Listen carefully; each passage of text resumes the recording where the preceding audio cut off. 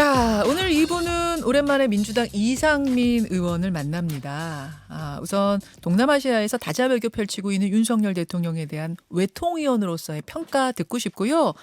또 이태원 참사의 지금 수사 진행 상황도 논해봐야 될 텐데, 경찰 특수본 수사가 진행 중인 가운데 지난 금요일에 용산경찰서 정보계장, 또 서울시의 안전지원과장이 스스로 목숨을 끊었죠. 이게 뭐가 어떻게 돌아가고 있는 건지 등등등 짚어보겠습니다. 민주당 이상민 의원 어서 오십시오. 네, 안녕하세요. 동남아 순방이 지금 한창 진행 중인데 어제는 한미 정상회담, 한일 정상회담, 한미일 3자 정상회담까지 있었습니다. 어떻게 보고 계세요?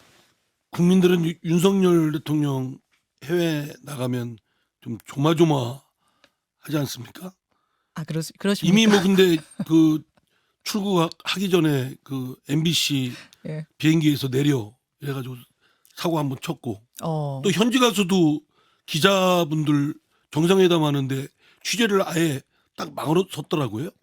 그건 도저히 있을 수 없는 일이라고 그 생각됩니다. 한일 정상회담에 풀기자단 못 들어오게 한 거요. 네네. 어. 아니 그게 말이 되나요? 그게 정상회담 하는데 왜 그 기자 그러면 뭐하러 저기 거기 가서 하나요? 그럼 자기네끼리 밀실에서 하면 되지. 왜 그 풀기자단 들어가는 거를 막았을까요? 왜라고 보세요?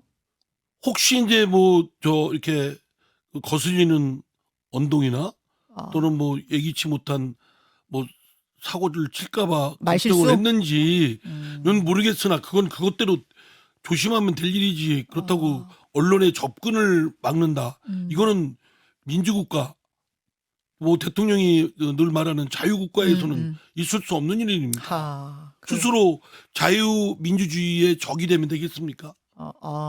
그런 생각까지 드셨군요. 자유라는 가치에 배치되는 거 아니냐. 외교 무대에서 영부인 외교도 참 중요한데 김건희 여사의 행보가 어제 상당한 화제였어요. 배우자 프로그램에 참석하지 않고 캄보디아의 병원을 방문해서 심장병 어린이들을 만났습니다. 근데 이제 이 행보를 놓고도 뭐 잘했다와 아니다가 좀 부딪히는 것 같더라고요. 아니 대통령 이제 부인으로서 해야 될 일정 부분 하는 건 뭐 마땅히 하는 거고 예. 그걸 곱지 않은 시각으로 보는 것도 과민하게 이렇게 보일 필요는 없다고 봅니다. 예를 들면은 민주당의 김용민 의원이 곧 오드리 헵번 따라한 거 아니냐 온라인에서 그 얘기가 있었는데 사진을 보고 아마 그걸 보고 쓴 것 같아요. 따라하고 싶으면 옷차림이나 포즈가 아니라 그들의 마음과 희생을 따라하라.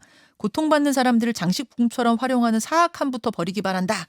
이렇게 썼고 그건 뭐 제가 볼 땐 지나친 언동이고요. 뭐 그렇게까지 얘기할 필요는 없죠. 뭐 따라 했는지 안 했는지도 모르지만 그걸 대통령 우리나라의 대통령 부인인데 그렇게 좀 폄하하고 비하하는 표현을 그리고 또 외모에 관한 부분은 좀 매우 신중해야 되는데 그렇게 하는 건 좀 경솔한 언동이다라고 생각됩니다. 예. 네, 좀 그 김건희 씨에 대해서 과민한 주목을 하는 것 또한 좀 자중이 좀 필요한 부분이라고 생각돼요. 왜 이렇게 뭐 그냥 뭐 마치 무슨 수도권처럼 이렇게 하는 것 또한 별로 그렇게 바람직해 보이지는 않습니다.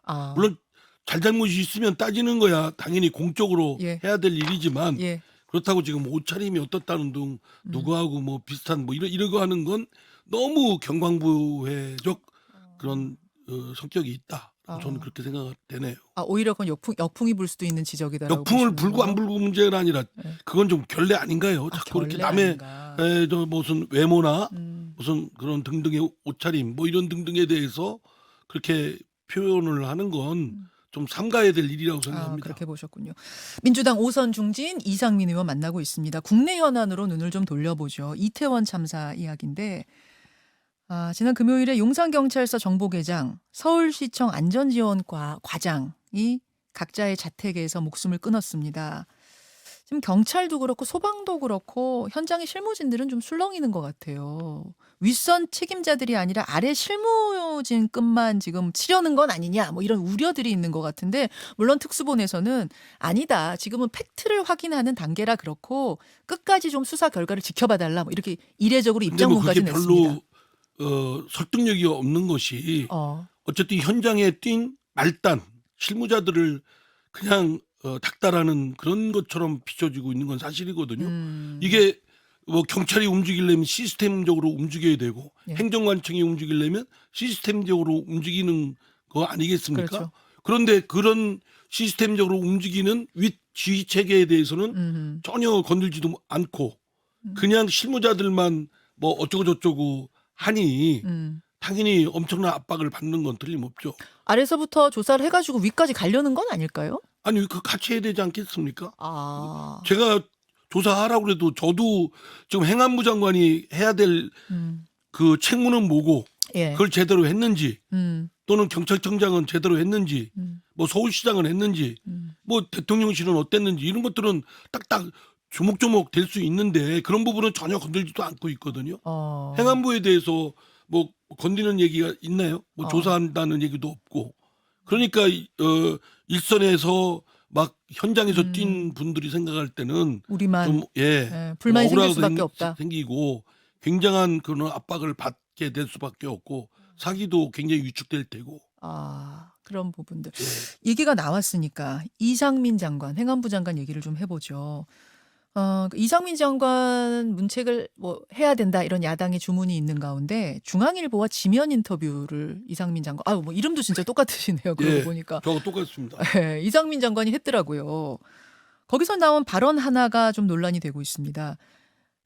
누군들 폼나게 사표 던지고 싶지 않겠나. 하지만 그건 국민에 대한 도리도 고위공직자의 책임 있는 자세도 아니다. 이렇게 답을 했어요.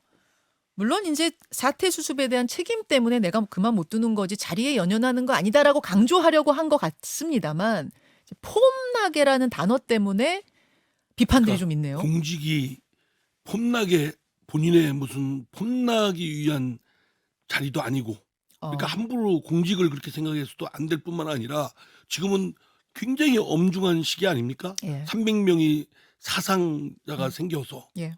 그리고 한 150, 160명 가까운 분이 지금 목숨을 잃었고 음. 뭐 이런 지금 상황에서 예. 폼나게라는 말을 어떻게 쓸 수 있나요? 그러니까 기본적으로 지금 상황 인식에 대한 것도 제대로 안 되어 있는 매우 그런 상황 인식 결핍되어 있는 분이다. 공직자로서의 그런 자격이 흠결되어 있는 분이다라는 판단밖에 안 됩니다. 이게 또 저는 이제 이 발언이 나오다 보면은 그냥 이렇게 말이 좀 헛나왔나 했는데 지면 인터뷰라고 하는 걸 보니 이거 다 생각을 해서 신중하게 쓴 그렇죠. 걸 그리고 텐데. 우리가 말을 할 때도 이렇게 상황이나 이런 거 할 때 쓸말 안 쓸 말 좀 골라서 하지 않습니까? 더구나 장관이라는 자리에 앉아 있고 지금 이태원 사태에 대한 주무장관으로서 사실 고개를 들 수 없는 입장입니다. 본인은 그렇죠. 뭐 경위에 어쨌든 본인이 현장 가서 뭐 불을 끄고 또 심폐소생술을 하라는 게 아니라 예. 행안부 장관으로서 지휘 체계를 미리 사전에 예방하고 또 그런 상황이 발생했을 때 제대로 대응하는 그런 준비 같은 걸 제대로 하지는 못했잖아요. 그래서 300명이 넘게 지금 사상자가 생겼는데 그럼 고개를 못 들고 다닐 형편입니다. 그런데 지금 그렇게 폼나게라는 말을 툭 던질 정도면 지금 생각이 전혀 지금 그렇게 안 돼 있는 인물이다. 당장 그만둬라라는 야당과 수습은 하고 그만둬야 되지 않냐? 당장 뭘 수습을 해요? 수습할 능력이 되나요? 지금 상황 인식도 제대로 안 돼 있고 그것도 결핍되어 있고 지금 지금 본인이 장관으로서 주무장관으로서 제대로 못 해가지고 지금 이런 엄청난 사태가 생겼는데 그럼 물러나야지 무슨 수습을 해요? 수습할 능력이 안 되는데 수습을 한다는 게 말이 됩니까? 지난주에 국감에서는 김대기 실장, 대통령실의 김대기 실장이 그 얘기하더라고요. 아니 지금 이상민 장관이 사표 내면 혹은 한덕수 총리가 사표를 내면 그만두면 공백이 한 2달 생긴다. 왜 공백이 생겨요? 없어도 잘 될 수 있는데 있어서 보고 체계가 잘 안 되고 지휘 체계가 제대로 안 될 수도 있지 않습니까? 그 인물들이 오히려 수사 더 잘 안 되고 오히려 수습에 그렇죠. 방해된다. 걸림돌이 되고 오히려 예. 그렇게 보세요. 당장 그만둬야 된다. 진상 알겠습니다. 규명하는데도 첫째는 이런 엄청난 사태가 났으면 철저한 진상 규명을 해야 되고 위아래 가릴 것 없이 성역 없이 그리고 책임을 물어야 되고 그리고 나서 이제 그 다음에 사태에 대한 사고에 대한 제도 보완 등등 해야 되는데 거꾸로 하고 있잖아요. 제도를 뭐가 어쩌고 저쩌고 해서 제도 개혁위원회 그렇죠. 이렇게 하겠다. 그러니까 공부 못하는 사람들이 보통 책 참고서 탓합니다. 알겠습니다. 알겠습니다.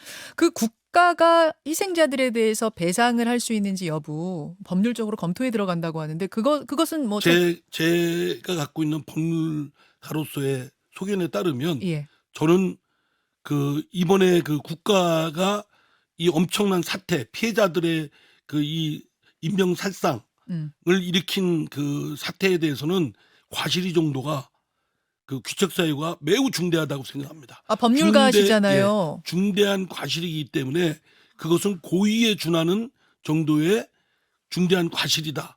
그러면 미국같이 징벌적 손해배상 제도가 있는 나라의 손해배상 책임 제도의 경우에는 예. 그 징벌적 손해배상 책임까지 져야 됩니다. 그래요. 어마어마하잖아요. 희생자 그러면. 중에서 미국인도 있지 않습니까? 있습니다. 그럼 미국에서 소송 걸겠죠. 예. 그러면 그럴 엄청난 가능성이 있죠. 배상해야 돼요. 그럼 징벌적 손해배상을 미국 소속 판결에 의해서 해주게 되면 네. 우리 국내에 있는 분들도 그에 준해서 당연히 해줘야죠. 하나의 준 것들이 되니까. 저는 지금 정부에서 뭐 국가 배상 책임을 검토하고 이렇게 한가한 소리 하고 있는데 예. 지금 엄청난 귀책사유가 있는 겁니다. 국가가 없었잖아요. 서울시가 없었고 용산구청이 없었고 거의 용산서가 없었고 고의라고 법원에서 판결 내릴 정도 수준의 비견되는 아마 중대한 결과가 과실이다. 법원에서 아니, 판단이 나올 거다. 엄청난 인파가 갔는데 예. 아무런 예비 준비하는 그런 조치도 안 했고 예. 또 사고 나고는 112 신고가 있는데도 뭐 응하지도 않았고 네. 뭐 구호 체계도 응급 1시간 30분 뭐 있다가 왔고 그렇죠. 뭐 거기 서장은 뭐 사고 난 지 다 끝난 이후에 연락이 되고 뭐 행안부 장관도 그렇게 되고 뭐 이런 엉망진창 마치 그 옛날 그 고장난 시계를 보는 것 같지 않습니까? 그러면 이 정도는 귀책사유가 매우 그 엄중하다, 중대하다.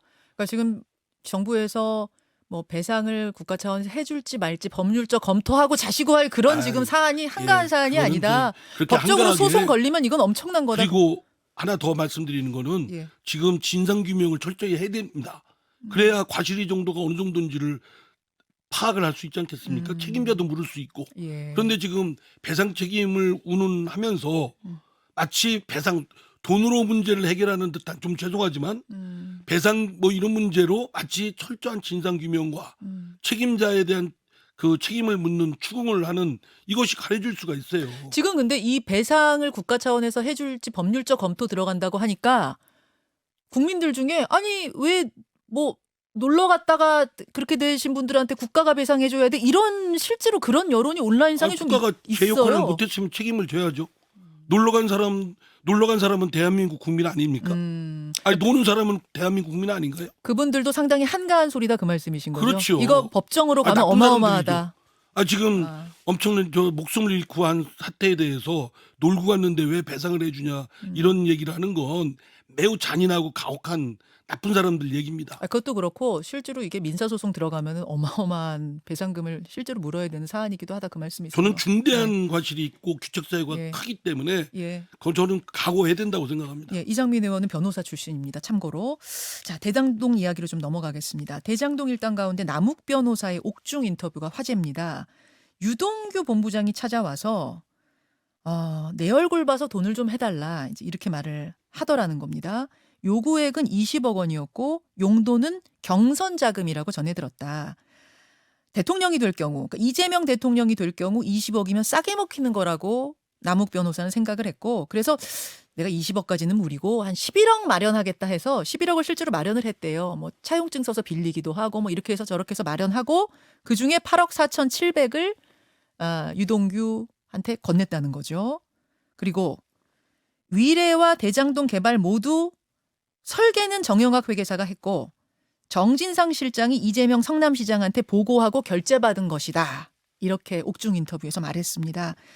지금 대장동 관계자들의 진술이 상당히 좀 구체적으로 막 쏟아져 나오는 느낌이에요. 그러니까 처음부터 그런 진술을 하든지 뭐가 좀 그래야 되는데 처음에 이분들이 조사받을 때는 그런 얘기들을 안 했다가 지금 이제 쏟아내기 시작했죠. 쏟아내고 있지 않습니까? 예. 그러니까 그 신빙성이 어느 정도인지는 솔직히 좀 갸웃거리는 측면도 있습니다. 근데 아니 뭐 왜 상황이 지금 달라지면 원래 진술이라는 거 내가 그냥 꼭 참고 안 해야지 하다가 상황 보니까 이거 아니네 싶으면 뭐 달라질 수도 아니 있는 뭐 거 그럴 아니에요? 수도 있겠죠. 그러니까 어느 쪽이든 의심이 상당히 돼요. 음. 말하자면 이재명 대표나 이재명 대표의 주변 인물들에 대해서 저렇게 구체적으로 가서 얘기하는 거 보면 돈이 흘러간 거 아니야? 음. 잘못된 돈이 가는 거 아니야? 이런 의심도 들고요. 예. 그분들이 또 당사자들은 절대 아니라고 펄펄 뛰고 있고. 음. 그럼 누구 말이 진짜지? 근데 왜 그쵸. 그거 말하는 사람들은 그쵸. 지금 와서 이 얘기를 하지? 뭐 무슨 이해관계나 동기가 있어서 그렇지? 이게 좀 석연치가 않은 겁니다. 그러니까 제가 여기서 뭐 참 거짓을 정해주세요. 이거 묻는 건 의미가 없을 것 같고 다만 관측을 좀 해주신다면 수사의 칼끝이 이재명 대표한테까지 갈 것 같습니까? 그건 거의 예상할 수 있는 부분 아니겠습니까? 갈 것 같단 말씀이죠. 예, 그런데 저는 뭐 칼끝이 간다라는 표현보다는 예. 수사가 하겠죠. 수사하겠죠. 그러면 그거는 법률적으로 대응을 아주 냉철하게 해야 된다고 생각합니다. 왜냐하면 법률적으로 들어오는 부분이니까 예. 법률적으로 대응을 해야죠. 지금 나온 거로는 이재명 대표와 직접적으로 연관됐다든가 뭐 그런 것들이 나온 거는 없어요. 예. 뭐 진술도 그렇고 그냥 의심이 상당히 간다는 정황일 뿐입니다. 그것만 가지고서 유죄 판결을 할 수는 없는 것이고 죄인을 만들 수는 없는 거 아니겠습니까? 예. 뭐 의심스러울 때는 피고인의 이익으로 무죄 추정의 원칙이 우리 헌법의 대원칙이니까 그 원칙에 따라서 엄격한 증명의 절차를 거친 증거에 의해서 유죄 여부를 판단해야 되겠죠. 그 소환 조사 요청이 곧 올 것 같습니까? 그러면? 근데 지금 이재명 대표와 직접적으로 연관된 보도에 나온 거에 따르면 그 관련된 증거는 별로 없잖아요. 직접적인 증거. 그러니까 뭐 진술 외에. 이재명 대표한테 돈 흘러가는 걸 예. 봤다든가 예. 들었다든가 뭐 무슨 이재명 대표한테 무슨 수령증을 받았다든가 하여간 뭐 관련되는 것이 있어야 되는데 지금 김용까지 간 거죠. 그렇죠. 예. 그러니까 그냥 의심이 된다고 불러서 얘기 들어보는 거는 그거는 뭐 수사로서는 뭐 별로 기법상 유능하지도 않고 또 그건 그렇게 해서도 안 되죠. 그냥 무고한 사람 지나가는 행인 붙잡고 너 이런 나쁜 짓 했지 이렇게 묻는 거나 다를 바가 없는 거 아니에요. 근데 이렇게 관련자들의 진술이 여러 명에게 일관되게 나오면 일단 부를 가능성은 좀 있지 않아요? 뭐 따져보겠다 이런 식으로? 아니 근데 관련되는 걸 뭘 물어봅니까? 저 이재명 대표한테 저기 저 돈 받았죠. 그러면은 받았다고 하겠습니까? 지금 안 받았다는데? 받았다고. 아니 그리고 하겠습니까? 증거가 없잖아요. 예. 증거도. 그러니까 저는 이재명 지금 막 안개 피우듯이 이재명 대표 주변 인물들을 조사해서 이재명 대표한테 정치적으로 지금 씌우는 겁니다. 그런데 한편 진짜 이재명 대표가 나쁜 짓을 했으면 응당 뭐 져야 되겠지만 진짜 이재명 대표 본인 말 맞다나 전혀 그런 일이 없다고 할 때 너무나 억울한 일 아닙니까? 그거는 이재명 대표든 또 시민이든 누구든 지나가는 행인이든 무고한 책임을 지어서는 안 되죠. 억울한 일이 없어야 되겠죠. 지금 이 상태에서 그러니까 부르기도 쉽지 않을 거다 그렇게 보시는 예, 제가 거군요. 볼 때는 관측을 지금 한다면. 정도 나온 정도 가지고는 어려울 것이라고 생각되고요. 알겠습니다. 검찰이 무슨 다른 뭐 증거를 확보한 게 있다면 또 모르겠습니다. 알겠습니다.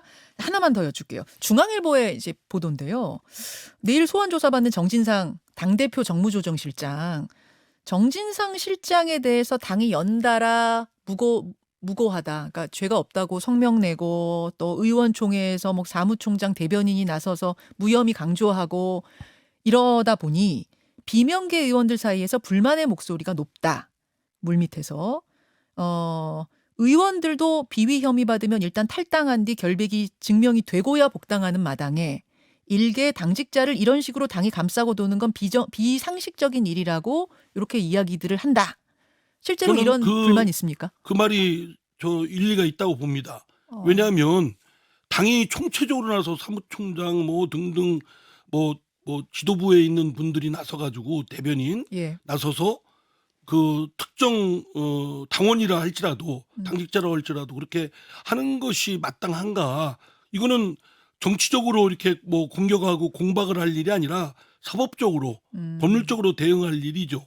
그래서 직접 소환 조사가 있다든가 그러면 자신의 결백, 무고함을 밝히기 위해서 또 이렇게 대항을 해야 될 것이고 거기서 무고함을 밝히면 될 일이고 당연히 막 올인하듯이 나서는 거는 그거는 좀 과잉이죠. 아하. 저는 좀 적절치 않다고 생각합니다. 지금 비명계에서 실제로 좀 이렇게 부글부글 소리도 있어요? 제가 비명계가 아니라 잘 모르겠는데요. 무슨 계세요? 네, 저는 뭐 친명계도 아니고 비명계도 아니고 그냥 이상민 혼자계. 아, 이상민 계입니까? 혼자 계입니까? 알겠습니다. 하여간 뭐 제 생각에는 예.